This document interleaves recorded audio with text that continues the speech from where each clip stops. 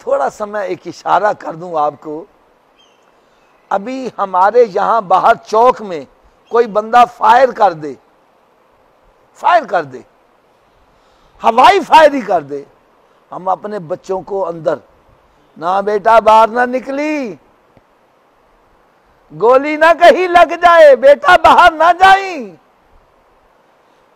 یار ادھر ہوائی فائر کیا جائے, ہم بچوں کو اندر کر لیتے ہیں, باہر نہیں نکلنے دیتے. او حسین تیری عظمت پر قربان جائے, اپنے بچوں کو تیار کر کے بھیج رہا ہے وہاں جہاں سے تھوڑی دیر کے بعد لاشا ہی اٹھا کے لانا پڑے گا. خدا کی قسم یہ عام بندے کا کام نہیں ہے, خود بچے کو تیار کر کے بھیج رہا ہے. علی اکبر تیار ہو کے جا رہا ہے, باپ خود بھیج رہا ہے, اور تھوڑی دیر کے بعد آواز آتی ہے حسین اپنے بیٹے کا لاشا اٹھا کے لے جاؤ. حضرت امام علی مقام امام حسین رضی اللہ تعالیٰ عنہ, یار بوڑھا باپ بیٹے کا لاشا اٹھا رہا ہے, ہاتھ اٹھاتا ہے پاؤں نیچے گر رہا ہے, پاؤں سنبھالتا ہے ہاتھ گر رہا ہے, اور لاشے کو لا کر خیمے کے اندر رکھتا ہے اور دوسرے بچے کو پھر تیار کر کے بھیج رہا ہے.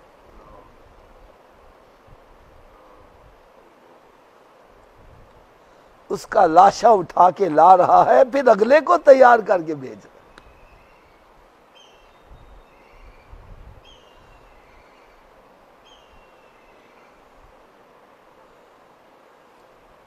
جانوں میں کمی کا امتحان بھی یہی ہے, والثمرات, پھلوں میں کمی کا امتحان وہ بھی اسی میدان میں ہے. پھلوں میں کمی کا امتحان کیا؟ چھوٹا بچہ گود کا پھل ہوتا ہے, ننھا علی اصغر ہے,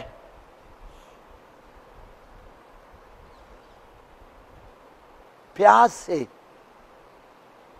تڑپ رہا ہے. امام علی مقام امام حسین رضی اللہ تعالیٰ عنہ اس بچے کو اٹھا کر لے کے جاتے ہیں اور یزیدیوں سے کہتے ہیں تمہاری دشمنی میرے ساتھ ہے, اس بچے نے تمہارا کیا بگاڑا ہے, اس کو پانی کیوں نہیں دے رہے؟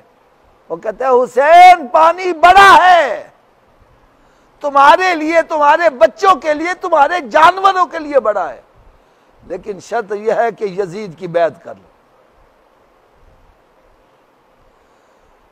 ہو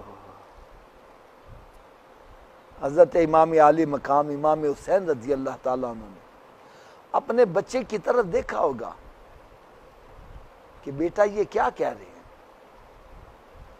اتنے میں ایک بدبخت کا تیر آ کر علی اصغر کے حلق میں لگا ہے اور وہ شہادت کا جام نوش کر لیتا ہے.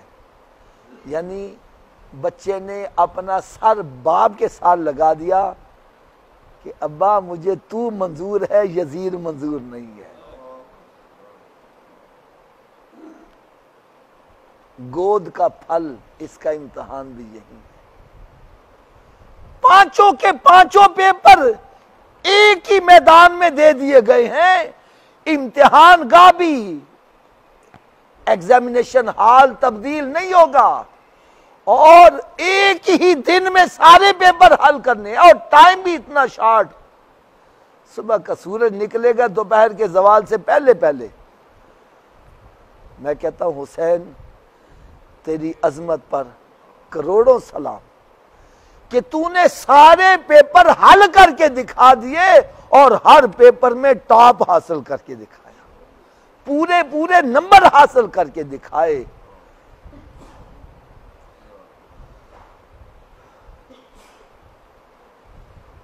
آخر میں جب آپ میدان کربلا میں تشریف لاتے ہیں,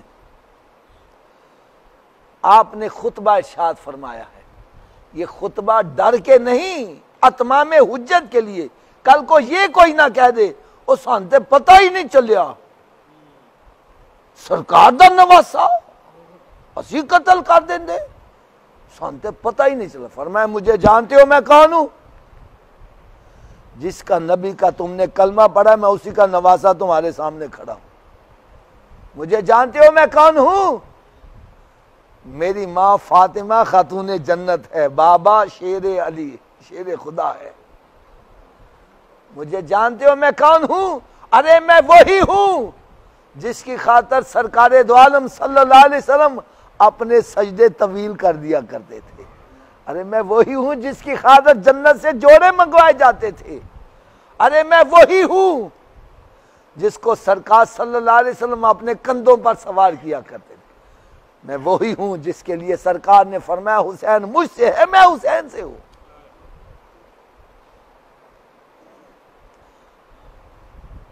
وہ کہنے لگے جناب ہم سب کچھ جانتے ہیں لیکن باتیں ہیں دو، رستے ہیں دو، دونوں میں ایک راستہ جون سا مرضی چن لو، یا تو یزید کی بیعت کر لو یا پھر لڑائی کے لیے تیار ہو جاؤ۔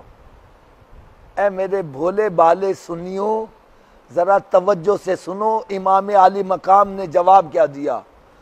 آپ نے شاد فرمایا اگر میں آج یزید جو کہ بد کردار ہے، زانی ہے، شرابی ہے، شریعت کی حدوں کو توڑنے والا ہے، آج اگر میں اس کے ہاتھ پر بیعت کر لیتا ہوں تو پہلے خلفاء کی خلافت پر حرف آ جائے گا، لوگ کہیں گے جیسا یہ غلط ہے ویسے پہلے بھی غلط ہی ہوں گے، جیسے اس کے ہاتھ پر بیعت کی پہلے بھی ایسے ہی ہوں گے۔ فرمایا میں ان کی عظمت پر، ان کی حقانیت پر آنچ نہیں آنے دوں گا، میں سر تو دے دوں گا ہاتھ نہیں دوں گا، اگر ہاتھ دے دیا تو ان کی خلافت پر حرف آ جائے گا۔ میں کہتا ہوں پہلے خلفاء اگر صحیح نہ ہوتے، حق پر نہ ہوتے تو میدان کربلا پہلے مقرر ہو گیا ہوتا۔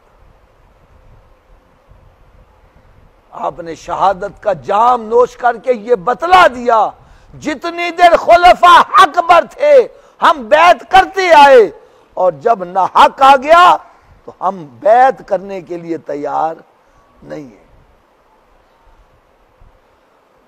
بس پھر کیا تھا، لڑائی شروع ہو گئی۔ آپ جس طرف جاتے ہیں لاشوں کے ڈھیر لگتے جا رہے ہیں۔ پھر آواز آتی ہے یزیدی لشکر میں سے کہ یہ شیر خدا کا بیٹا ہے، اسی رگوں میں فاطمہ کا خون ہے، یہ ایسے نہیں قابو آئے گا، ہر طرف سے تیروں کی بوچھاڑ کرو۔ بس پھر تیر برسائے گئے ہیں۔ وہ نازک بدن جو میرے آقا صلی اللہ علیہ وسلم کے جسم اطہر سے مس کیا کرتا تھا، آج اس کو تیروں میں پرویا جا رہا ہے۔ آپ زخموں سے چور زمین پر تشریف لاتے ہیں۔ شمر بدبخت چاہتا ہے کہ میں جلدی سے ان کا سر کاٹ کے دنیا کا ذلیل انعام حاصل کر لوں۔ فرماتے ہیں خنجر سے آپ کا حلق کاٹنا چاہتا ہے تو حلق پر خنجر چلتا نہیں ہے۔ آپ نے فرمایا بدبخت تو اس جگہ خنجر چلا رہا ہے جہاں سونے آقا بوسے دیا کرتے تھے۔ کہنے لگا حسین تیری کوئی آخری خواہش ہے؟ فرمایا ہاں مجھے 2 رکعت نفل پڑھنے کی اجازت مل جائے۔ اس حالت میں بھی آپ نے نماز نہیں چھوڑی۔ ارے کربلا کی تپتی ہوئی ریت اور پھر تلواروں کے سائے، تیر برس رہے ہیں اور پھر بھی نماز نہیں چھوڑی جا رہی۔ میں کہتا ہوں جو بندہ نماز نہیں پڑھتا وہ امام حسین کے نقش قدم پر نہیں چل رہا، وہ ان کے مشن سے غداری کر رہا ہے۔ آپ سجدے میں تشریف لے جاتے ہیں، پیچھے سے ان بدبختوں نے وار کیا ہے، آپ کا سر تن سے جدا کر دیا۔ انا للہ و انا الیہ راجعون۔ پھر ان بدبختوں نے آپ کا سر مبارک نیزے میں پرو کر بلند کر دیا، اونچا کر دیا، تاکہ لوگوں کو یقین ہو جائے کہ حسین شہید کر دیا گیا ہے۔